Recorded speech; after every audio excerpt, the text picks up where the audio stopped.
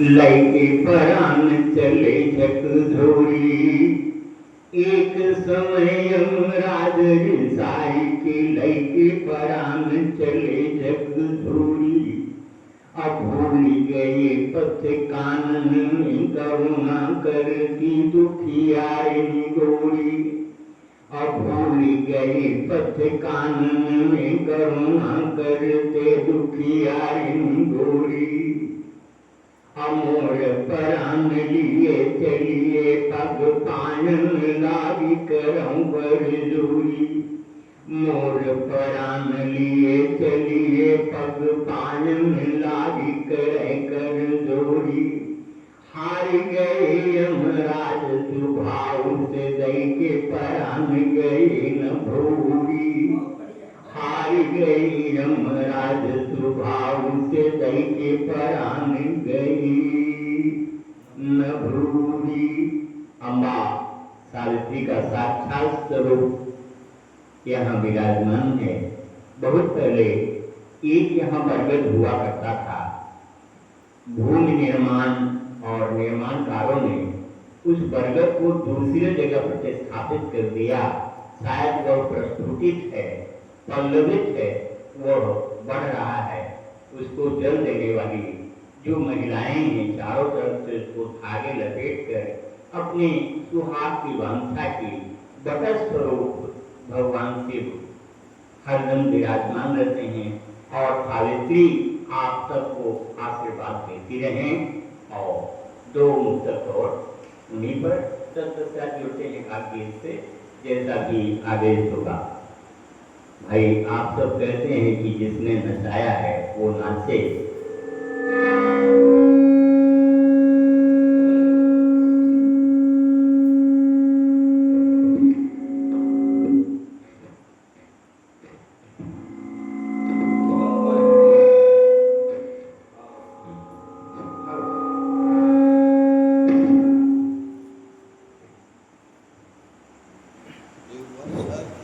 कहते हैं मैं तो नाचू बहुत भूपाल। ये उपन्यास भी है, अगर पढ़ने को मिलता है तो आप सब पढ़िए। ये संसार केवल नाचने का है, नचाने वाला ऊपर है, वो बराबर लुकड़ी हिलाकर रिमोट उसी के हाथ में है, नचाता रहता है। किस तरह कौन सी गति देगा उसी भावधारा में हम सब बदलते रहते हैं। आइए, सत्यवान के प्राण गए और सावित्री का ज्ञान। सत्यवान के प्राण गए और सावित्री का ज्ञान।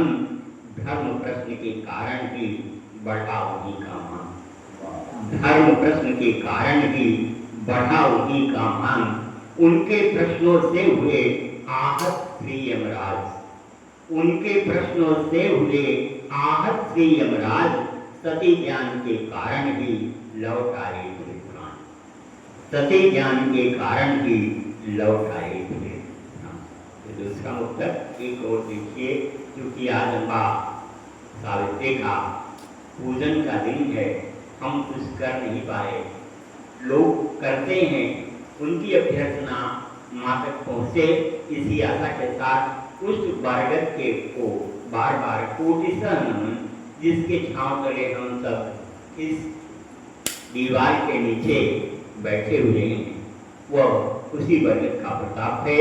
आइए, वंश वृद्धि आशीष का यह कैसा सिद्धांत।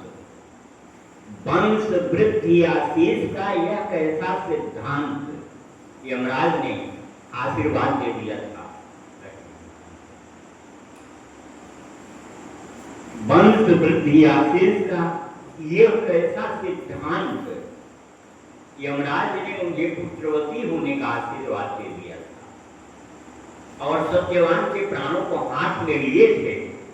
ये कैसे हो सकता है? इस प्रश्न का उत्तर वो नहीं दे सके। वंश वृद्धि का आशीष यह कैसा सिद्धांत। प्रश्नों को सुनकर हुए धर्मराज भी क्लांत। प्रश्नों को सुनकर हुए धर्मराज भी क्लांत। स्वर्ग नरक और पाप पुण्य कारण नहीं मयंक। स्वर्ग नरक और पाप पुण्य का कारण नहीं मयंक। उद्भव और पराभव से स्वर्ग राज्य थी शांत। उद्भव और पराभव से स्वर्ग राज्य थी शांत। कहते हैं कि जब उद्भव इतना हो जाए और विकास इतना हो जाए कि हम ईश्वरत्व को प्राप्त हो जाएं, तो माँ सावित्री आज भी हैं और होती रहेंगी। यह विचारधारा बनी रहे। आइए हम धीरे से एक गीत की ओर चलते हैं। आज कहते हैं कि गीतों का युग है और बघेली का एक गीत, पहलगांव की घटना, इतने तो सारे लोग मारे गए, हमारे सैनिकों ने बहुत कष्ट सहा और सह रहे हैं, उनके लिए गीत देने की कोशिश कर रहा हूँ।